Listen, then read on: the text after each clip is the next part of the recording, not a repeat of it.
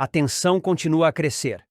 Maria de Fátima, tentando sensibilizar Raquel, acusa César injustamente de persegui-la, o que acaba levando o modelo à delegacia.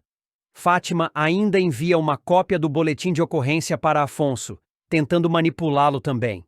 César, porém, está decidido a se afastar dela definitivamente, e termina tudo. Acabou. Eu cansei das suas loucuras. Fica longe de mim, sua desmiolada. A humilhação continua quando César devolve as roupas de Fátima em sacolas de supermercado. Tomada pela ira, ela grita: "Eu vou matar o César!" e corre até o hotel onde ele está hospedado, mas ele se recusa a atendê-la. "Se você não abrir essa porta, eu vou falar com o Marco Aurélio para te demitir da TCA." A ameaça é cumprida. Maria de Fátima convence Marco Aurélio a demiti-lo e Freitas entrega a notícia a César, que escuta incrédulo. "Você está demitido. Pode passar no RH para assinar." Enquanto isso, Heleninha pede ajuda a Bartolomeu para descobrir quem divulgou sua foto para a imprensa. A descoberta é feita, mas Ivan e Bartolomeu decidem poupar a artista da dor. Em paralelo, Celina enfrenta Odete com veemência. "A Heleninha não merece tê-la como mãe. Tenho nojo de você e de tudo o que representa." Com a final do concurso culinário se aproximando, Raquel recebe uma proposta de Laudelino: tornar-se sócia na reestruturação de uma rede de restaurantes. Inicialmente, ela hesita. "Eu não tenho dinheiro para isso." Mas Poliana aparece com a ideia salvadora. "Raquel, participa do concurso de culinária na TV. O prêmio é de R$1 milhão." Motivada, Raquel se inscreve e inicia uma jornada emocionante. É assim que Ivan descobre que Maria de Fátima roubou a mala de dólares em Vale Tudo, dando início a uma das maiores reviravoltas da trama. A suspeita surge quando Raquel acusa Ivan de ser o responsável pelo desaparecimento do dinheiro. Sentindo-se injustiçado e sem saber como provar sua inocência, Ivan começa a refletir sobre tudo o que aconteceu, até que começa a desconfiar de alguém muito mais próxima da verdade: Maria de Fátima. A revelação começa a se desenhar quando Ivan ouve, por acaso, uma conversa comprometedora. Leila comenta com Eunice sobre o ciúme que sentia do relacionamento próximo entre Maria de Fátima e Marco Aurélio. "Antes eu estava tipo, por que essa Maria de Fátima só vive enfiada na casa do Marco Aurélio? Mas aí depois eu relaxei", diz Leila, sem imaginar que Ivan está por perto, prestando atenção em cada palavra. Esse comentário acende um alerta no executivo, que passa a enxergar com outros olhos a relação entre Fátima e Marco Aurélio. Logo depois, Ivan descobre outro fato importante. César, ex-namorado de Fátima, é funcionário da TCA. O que intriga Ivan é que César foi recentemente incluído na lista de funcionários que irão para o novo escritório da empresa em Roma, sob sua direção. Isso levanta uma nova suspeita. Como alguém sem grande expressão dentro da empresa consegue uma vaga tão estratégica? Nesse período, Ivan já havia sido promovido por Odete Reutemann e se preparava para assumir o posto na Itália. Intrigado, decide sair para tomar um chopp com Freitas, o assistente de Marco Aurélio, que está arrasado por não ter sido promovido. Durante a conversa, Freitas acaba exagerando na bebida e, abalado, começa a desabafar de forma descontrolada. "Eu resolvo tudo para aquele ingrato. Já botei as mãos na lama por ele. As mãos só não. Eu já mergulhei na lama, me afundei na lama. Até conseguir aquela mala de dólares de volta eu consegui. Tudo eu! Tudo eu!" Zrenia grita, sem perceber a gravidade do que está revelando. Ivan, imediatamente alerta, reage com espanto. "Mala de dólares?" A partir dessa fala, o quebra-cabeça começa a se montar na cabeça dele. Ele percebe que tudo leva a crer que Fátima foi quem roubou os dólares e os devolveu para Marco Aurélio. Em troca, ela conseguiu garantir um emprego para César na TCA, como forma de pagamento pelo favor. Tomado por um misto de raiva e decepção, Ivan procura Bartolomeu para dividir sua descoberta. Lembra que a Leila disse que a Maria de Fátima estava direto na casa do Marco Aurélio? "E eu descobri que o César é um funcionário da TCA. Pai, é só ligar os pontos.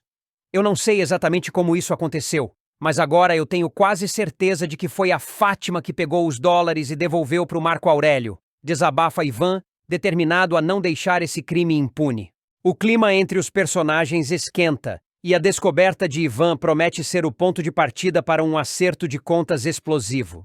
A verdade começa a emergir, ameaçando não apenas a reputação de Maria de Fátima, mas também a estrutura de poder de Marco Aurélio dentro da TCA. O jogo começa a virar, e Ivan está pronto para lutar pela verdade, custe o que custar. Mudar mais uma vez na vida de Raquel. Determinada a proteger Sarita de qualquer ameaça, ela não hesitou ao convocar Maria de Fátima para uma conversa urgente. Com um semblante sério, ordenou à filha que reavesse os documentos da menina o quanto antes. Não quero deixar brechas para aquele canalha do Marco Aurélio. Recupere os papéis de Sarita, custe o que custar. Enquanto isso, Celina e Esteban protagonizavam mais uma briga intensa. O relacionamento entre os dois já vinha abalado, mas a gota d'água veio quando Celina acusou o namorado de ter vazado para a imprensa uma foto comprometedora de Heleninha. Você queria prejudicá-la, Esteban. Sempre deixou claro o quanto desprezava o passado dela. Esteban, ferido pela desconfiança, rebateu com amargura. Se nem você acredita em mim, então acabou. E assim, o relacionamento terminou ali, com palavras duras e ressentimentos profundos. Laís, abalada, procurou Raquel para compartilhar uma notícia perturbadora. Ela havia recebido uma notificação oficial do Juizado de Menores. Marco Aurélio estava solicitando a guarda de Sarita. Ele quer levar a menina, Raquel. Vai usar tudo contra mim, contra nós. Até o passado que tentamos enterrar. Raquel ouviu em silêncio, mas por dentro fervia de raiva e preocupação. Ele não vai tocar nessa menina. Enquanto eu tiver forças, Sarita não será criada por um homem como ele. Do outro lado da cidade, Tiago enfrentava seus próprios dilemas.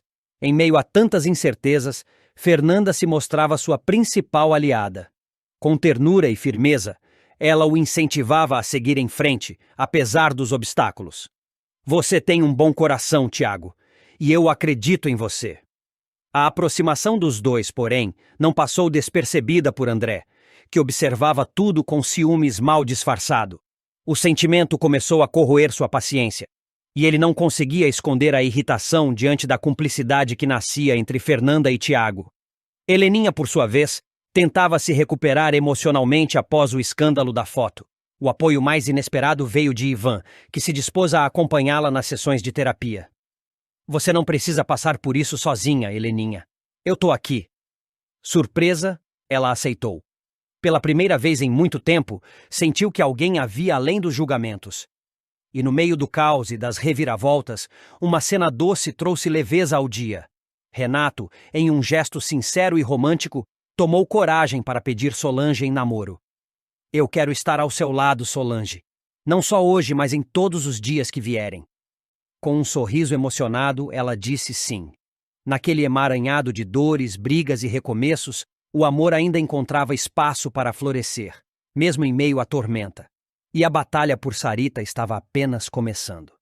Antes de continuar, já deixe nos comentários qual é o seu personagem favorito da novela até agora e também se inscreva no nosso canal, assim você ficará por dentro tudo o que irá acontecer em Vale Tudo. A trama toma um rumo eletrizante com o plano ousado de Raquel, Laí e Leila para desmascarar Marco Aurélio e Maria de Fátima diante do juiz e recuperar os documentos da pequena Sarita. Tudo começa quando Laí descobre que Marco Aurélio levou a menina para o Rio de Janeiro e se recusa a devolvê-la. Desesperada, ela liga para Raquel contando que os documentos da guarda desapareceram da pousada. Raquel tenta acalmá-la, mas ambas percebem que Marco Aurélio agora tem a faca e o queijo nas mãos para tirar a guarda de Laí. É nesse momento que Laí se lembra das câmeras de segurança da pousada. Ao verificar as imagens, ela flagra Maria de Fátima roubando os papéis no cofre. Abalada, Laí conta tudo para Raquel, que fica indignada com a traição da filha. Determinada a flagrar os dois cúmplices, Raquel segue Fátima até o apartamento de Marco Aurélio e, sem ser notada, escuta parte da conversa entre eles. Marco Aurélio faz um pedido suspeito a Fátima e Raquel não aguenta. Invade o local, confronta os dois e expõe a armação. Marco Aurélio ameaça chamar a polícia, mas Raquel não se intimida. Laí chega e se une a Raquel, prometendo revirar o apartamento até encontrar os documentos. Marco Aurélio, furioso, chama a polícia, e Raquel responde que revelará os desvios de dólares da TCA. Leila então aparece no meio do tumulto e presencia o embate. Marco Aurélio tenta convencê-la de que Raquel e Laí são loucas, mas Leila começa a perceber a gravidade da situação ao ver o desespero de Laí.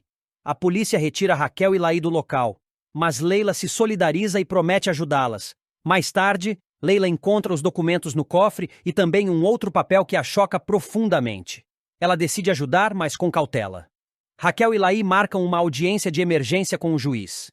No tribunal, Marco Aurélio surge acompanhado de Fátima e tenta intimidar as rivais. Raquel exige saber o que Fátima está fazendo ali, e Marco Aurélio debocha. Laí o acusa de se aproveitar do estado de saúde da irmã para roubar Sarita, e insinua que ele pode estar envolvido no acidente de Cecília. Durante a audiência, o juiz pede provas das acusações. Raquel apresenta as imagens da câmera que mostram Fátima retirando documentos do cofre. No entanto, o juiz considera a gravação inconclusiva. Fátima tenta se defender dizendo que eram apenas recibos. O juiz ameaça prender Laí por difamação se não apresentar provas concretas. É quando Leila toma uma atitude corajosa. Ela interrompe a audiência, encara Marco Aurélio e diz que não pode permitir que uma mãe perca a filha por conta de uma armação cruel. Mesmo sob a ameaça de ser retirada da sala, Leila apresenta ao juiz os dois documentos, o da guarda de Sarita e outro ainda mais grave. Marco Aurélio entra em pânico ao perceber do que se trata. Leila revela que descobriu um plano detalhado de Marco Aurélio para causar o acidente de Cecília, com o objetivo de facilitar a tomada da guarda de Sarita. O juiz, indignado, decide na hora. A guarda da menina ficará com Laí, e Marco Aurélio será preso imediatamente. Raquel, emocionada, agradece o gesto heróico de Leila. A cena termina com Raquel dando uma lição em Maria de Fátima, revoltada com a traição da própria filha. A audiência é um divisor de águas na novela, mostrando que a justiça pode prevalecer mesmo diante de tanta maldade. A luta de Laí, com o apoio incondicional de Raquel e a coragem inesperada de Leila, vira o jogo contra os vilões. A tensão emocional toma conta de cada núcleo da trama, revelando sentimentos à flor da pele, segredos guardados por anos e decisões que mudarão para sempre o destino dos personagens. Esteban, com o coração cheio de expectativas, organiza um jantar romântico em sua casa.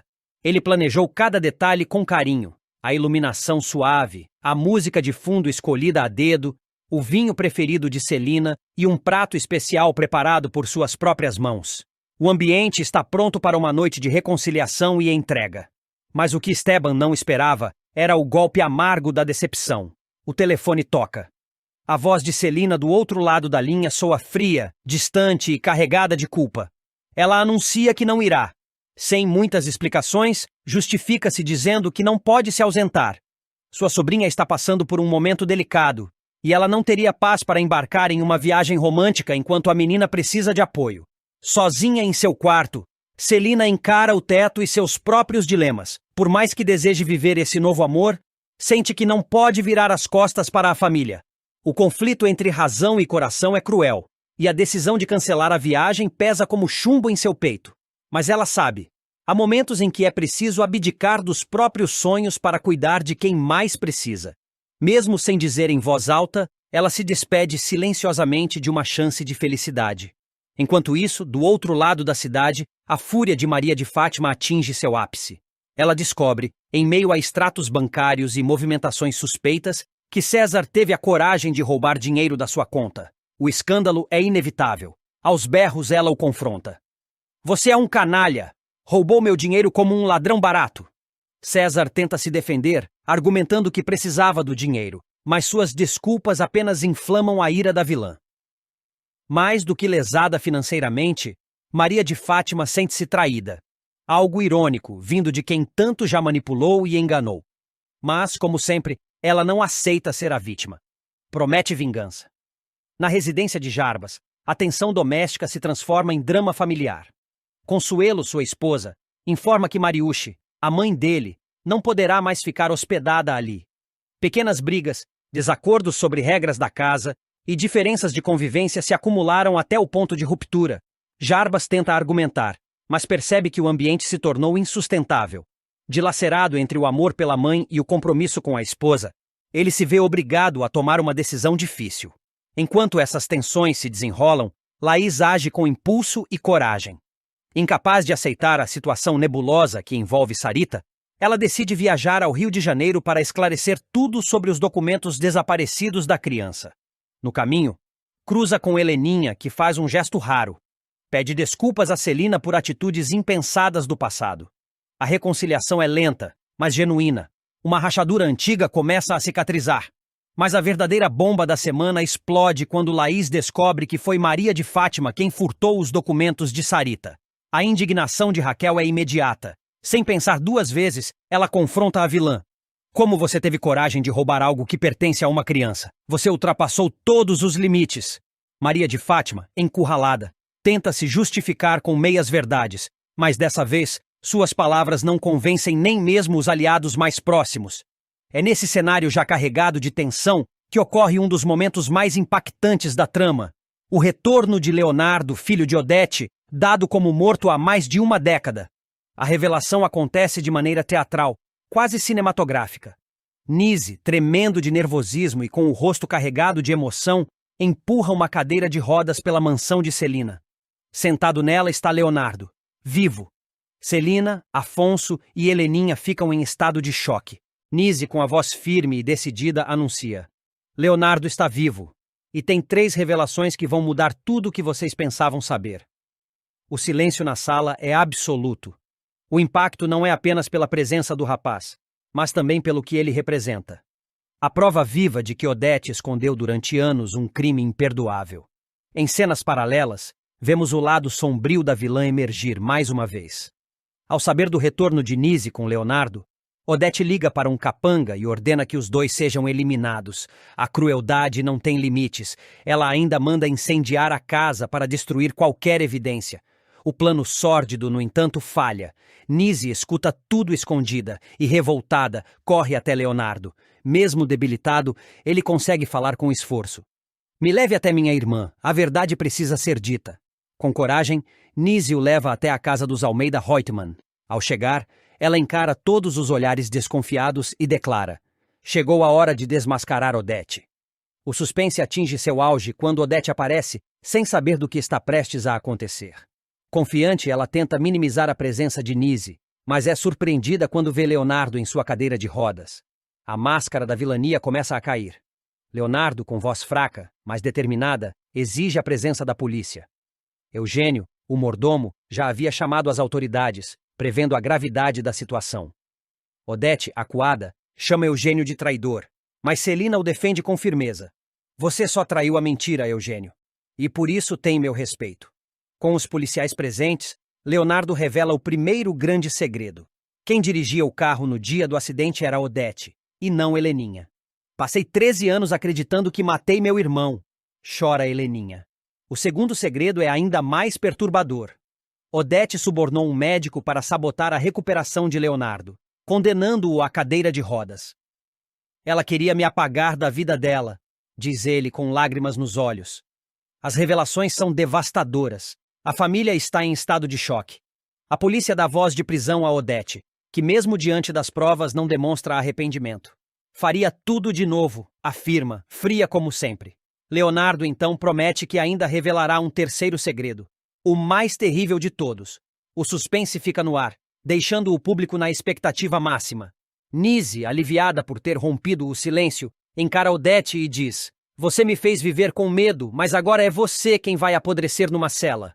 Assim se encerra um dos capítulos mais intensos e inesquecíveis de Vale Tudo, marcando o início da queda da grande vilã e a promessa de justiça. O passado finalmente cobra seu preço, e os alicerces de mentiras construídos por Odete começam a ruir. A verdade, enfim, triunfa, mas não sem dor, lágrimas e redenção. Aurélio, mais uma vez guiado por seus interesses escusos, decide estreitar os laços com Leila. De forma calculada, convida a ex-modelo e o filho, Bruno, a se mudarem para sua casa.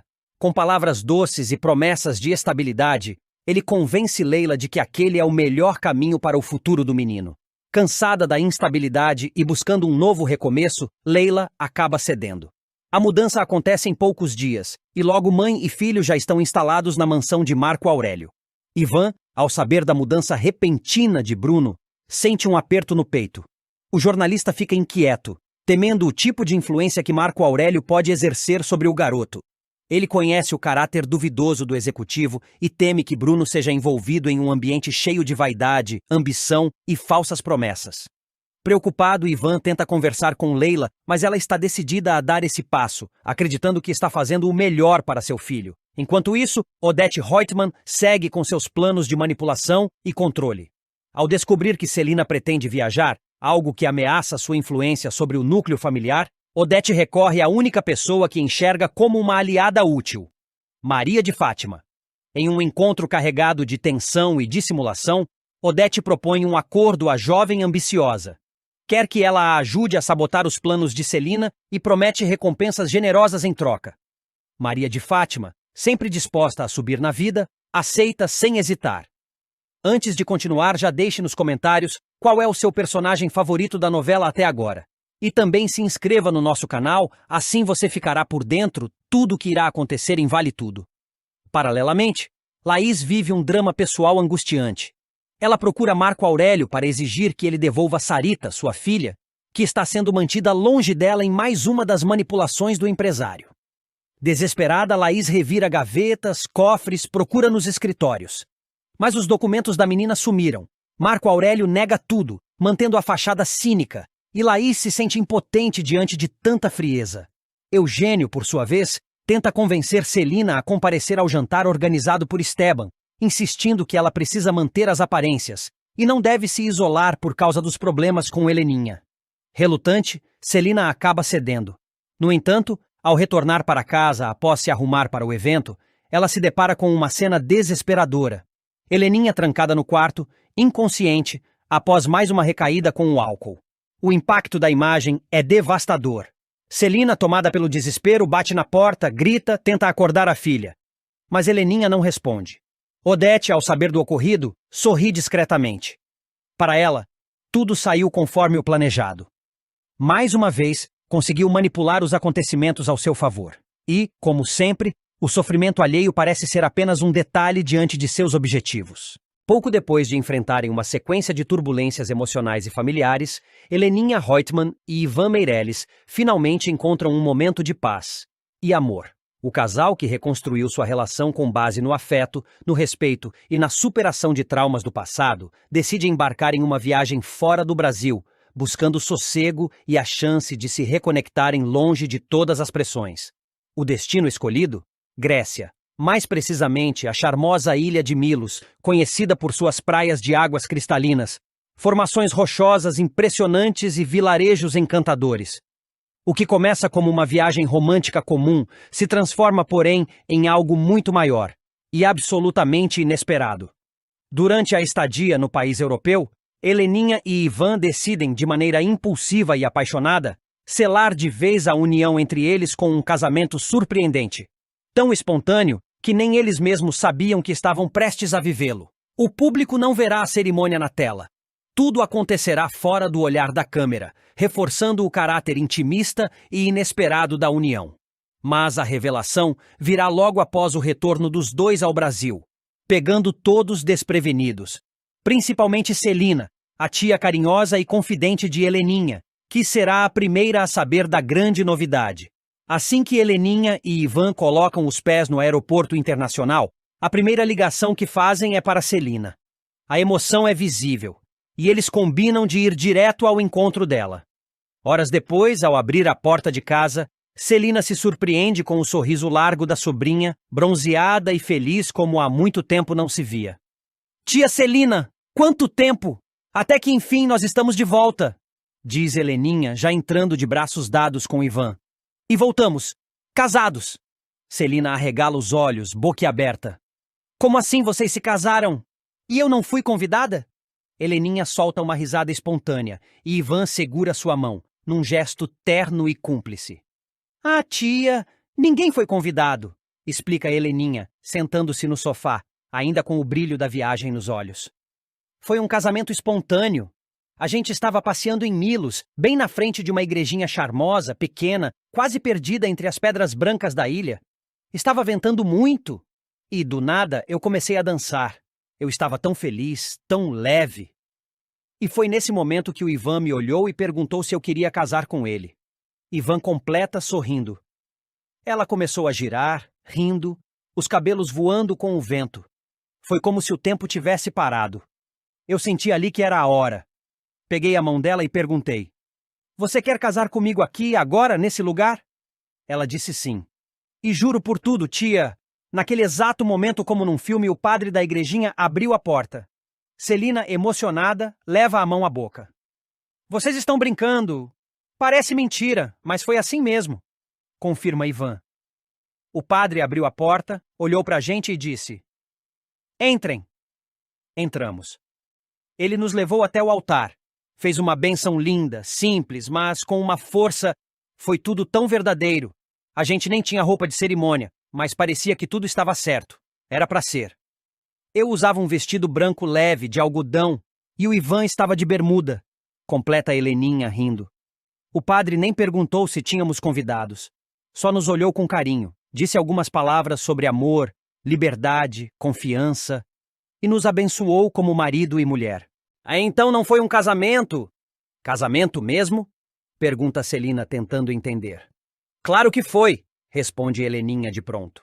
"Foi o casamento mais perfeito do mundo, sem luxo, sem convidados, sem pompa. Só a gente, o vento, a igrejinha e aquele padre com sotaque grego abençoando nosso amor. Eu nunca imaginei que casaria assim, mas foi mágico, tia. Mágico." Celina, agora sorrindo, caminha até os dois e os abraça com carinho. "Bem, se vocês estão felizes, é isso que importa. Mas podiam ao menos ter me avisado, né? Eu teria ido. Teria chorado, teria jogado arroz." Ivan brinca. "A gente jogou conchas do mar e fizemos votos improvisados. Mas, olha, a senhora será convidada para o almoço de comemoração. Vamos reunir os amigos mais próximos e celebrar. E dessa vez vai ter bolo, eu prometo." Os três caem na risada. O clima é leve, verdadeiro. A espontaneidade do casamento se reflete no humor e na tranquilidade com que os dois encaram a vida agora. Para Heleninha, que enfrentou tantas dores, recaídas e julgamentos, encontrar em Ivan esse porto seguro representa muito mais do que um novo capítulo. É uma transformação completa. Sabe, tia, por muito tempo eu achei que não era digna de um amor assim, que por tudo que passei, tudo que fiz, eu não tinha direito a isso. Mas o Ivan me ensinou que amor também é cura. E eu queria viver isso com verdade, com entrega, e foi o que fizemos. Celina, emocionada, segura as mãos da sobrinha. "Você merece, Heleninha. Sempre mereceu. Às vezes a gente só demora para entender o nosso valor, e o amor certo aparece na hora certa." Ao fundo, Ivan sorri, discreto. Ele entende o peso que aquelas palavras têm. Ele viu Heleninha em seus momentos mais sombrios. Foi quem segurou sua mão quando todos a julgavam. Foi quem a ajudou a se reencontrar. Agora, casados, parecem ainda mais fortalecidos, prontos para enfrentar qualquer coisa desde que juntos. A notícia do casamento logo se espalha.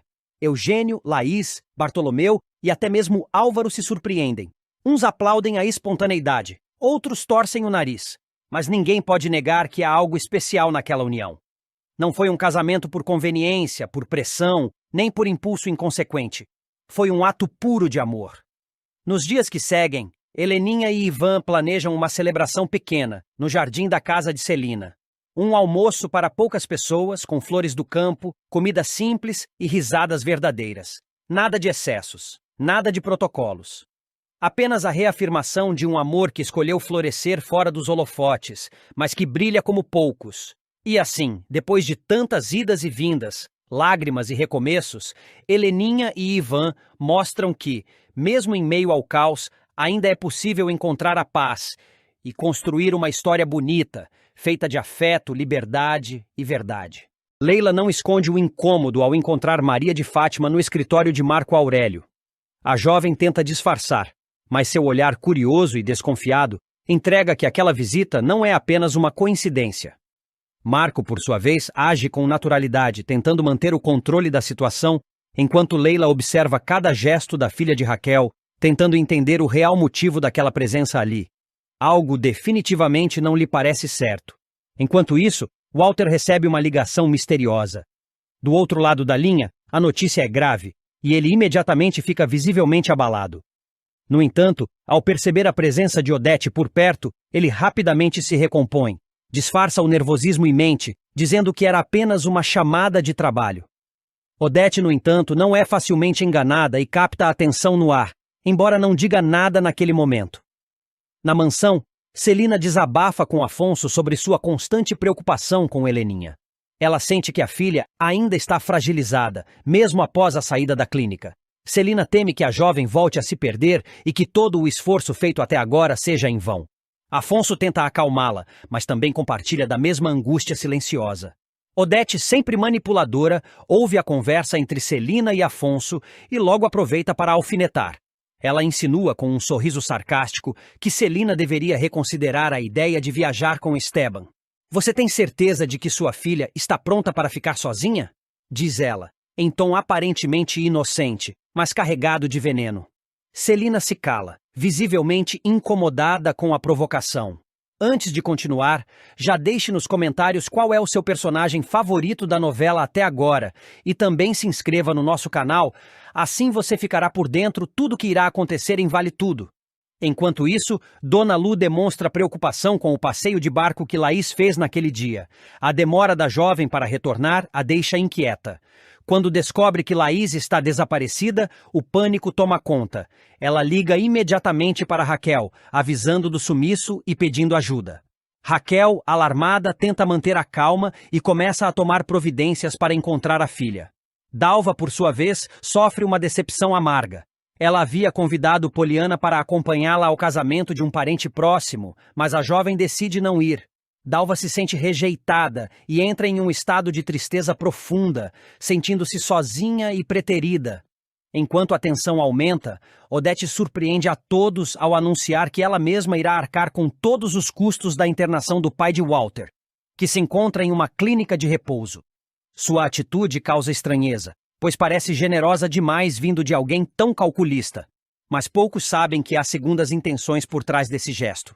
Ao saber do desaparecimento de Laís, Marco Aurélio toma uma decisão drástica. Ele parte imediatamente para o Rio de Janeiro com Sarita, decidido a acompanhar de perto as buscas.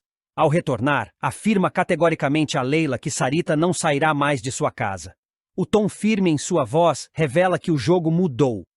E ele está disposto a proteger o que considera seu, custe o que custar. Raquel sempre foi uma mulher de princípios. Criada na luta, batalhou por cada conquista, formou o caráter da filha com mão firme, ao menos tentou, e nunca permitiu que a mentira encontrasse abrigo em seu lar. Mas os tempos mudaram. E Maria de Fátima, sua filha, parecia ter se tornado especialista em transformar valores sólidos em poeira. Depois de mais uma de suas manobras ousadas, Maria de Fátima surpreendeu Raquel com uma proposta difícil de engolir. Ela queria que a mãe ajudasse a sustentar uma mentira. Tudo isso para garantir o sucesso de seu plano mais recente. O casamento com Afonso, o filho da poderosa Odete Reutemann. A decisão da moça de apresentar Afonso à mãe parecia um gesto inocente, quase doce. Mas havia uma camada bem mais densa por trás do convite. Antes do jantar, Fátima fez questão de preparar o terreno com Raquel. Com sua habitual frieza disfarçada de charme, sentou-se com a mãe e disparou, como quem oferece um café. Mãe, preciso que você me ajude com o Afonso. Quero que você confirme algumas coisinhas na hora do jantar, tá? Raquel, que já vinha desconfiada das intenções da filha, arregalou os olhos. Confirmar o quê, Fátima? Só que o Rubinho... que ele foi só uma paquera rápida sua. Nada demais. Que ele nunca foi meu pai. Aquelas palavras atingiram Raquel como um tapa. O coração da cozinheira acelerou, e por um instante ela achou que fosse explodir. Respirou fundo, tentando manter a calma. Minha filha... uma relação que já nasce baseada na mentira... vai parar aonde? Fátima, como sempre, tinha uma resposta na ponta da língua. Eu sei, mãe, mas eu amo o Afonso. E quero contar tudo um dia. Só que tem que ser aos poucos. Se eu falar tudo agora, ele termina comigo. A mãe dele, então, nem se fala. Odete vai me destruir. Raquel hesitou. Sentia que estava sendo manipulada pela própria filha, mas ao mesmo tempo olhava nos olhos de Fátima e via o mesmo brilho que ela mesma já teve um dia. O desejo de vencer, de subir na vida, de não voltar para a miséria. Aquilo a comoveu. Contra seus próprios princípios, ela concordou. À noite, o jantar aconteceu no apartamento de Raquel. Ela preparou tudo com o capricho que lhe era natural.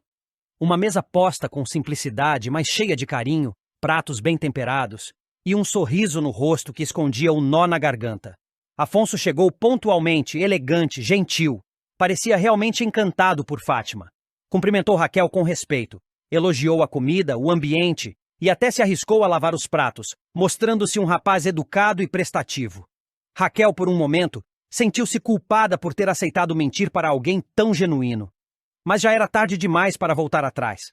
Durante o jantar, Fátima fazia questão de conduzir o assunto, mantendo tudo sob controle. Falava sobre sua infância, da escola, dos sacrifícios da mãe para criá-la sozinha. Em certo momento, Raquel pegou um álbum de fotos antigas para mostrar ao genro. Era algo natural, quase um ritual materno. Recordar os bons momentos, apresentar a história da família. Foi aí que o destino decidiu pregar uma peça. Folheando o álbum, Afonso se deparou com uma foto que fez seu coração acelerar. Eu conheço esse cara. Ele tocou naquele evento da Tomorrow em Paraty, um tempo atrás. Como é o nome dele mesmo? Raquel congelou.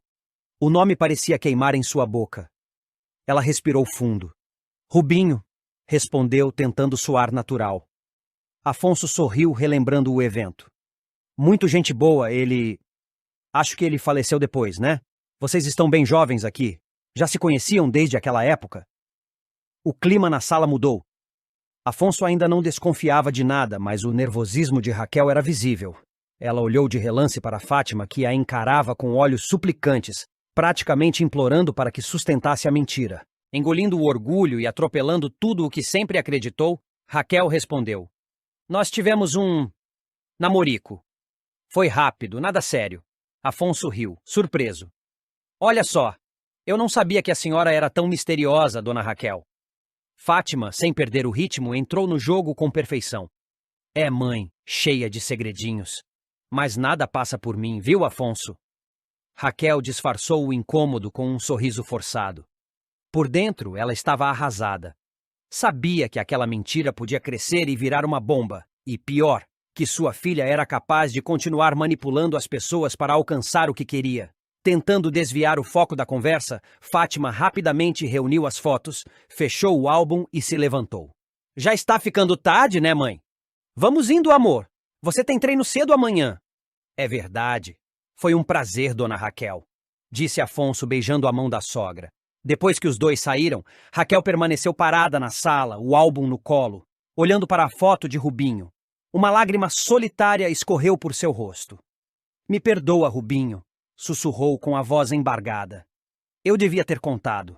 Devia ter enfrentado tudo. Enquanto isso, no carro, Fátima estava radiante. Achava que tudo tinha saído como o planejado. Segurou a mão de Afonso com carinho e sorriu com doçura. Então, o que achou da minha mãe? Ela é maravilhosa, forte, gentil. Agora entendo de onde vem a sua determinação. Mas mesmo com aquele elogio, no fundo do coração de Fátima havia um resquício de culpa. Ela sabia que aquela história tinha sido construída sobre um alicerce podre, e que cedo ou tarde a verdade viria à tona. O problema era, quando isso acontecesse, quem ainda estaria ao seu lado? Do outro lado da cidade, Odete Reutemann estava em sua mansão, mexendo em seus arquivos, observando atentamente uma ficha com o nome Maria de Fátima Accioli em destaque. Ela não confiava naquela moça. Algo lhe dizia que havia mais do que os olhos podiam ver. E Odete, quando desconfiava de alguém, não descansava até descobrir tudo. Nos dias seguintes, Raquel mal conseguia dormir. A mentira que havia contado não saía de sua cabeça. Ela se lembrava de Rubinho com carinho, das conversas, dos momentos de ternura. Ele havia sido mais do que um namorico. Tinha sido um amigo, um companheiro, alguém que merecia ser reconhecido como pai de Fátima. Mas agora, com ele morto e enterrado, a verdade parecia enterrada junto. Ainda assim, uma parte de Raquel acreditava que a filha acabaria revelando tudo, talvez no momento certo, como prometeu. Mas a outra parte, mais racional, sabia que Maria de Fátima era movida por ambição, não por remorso.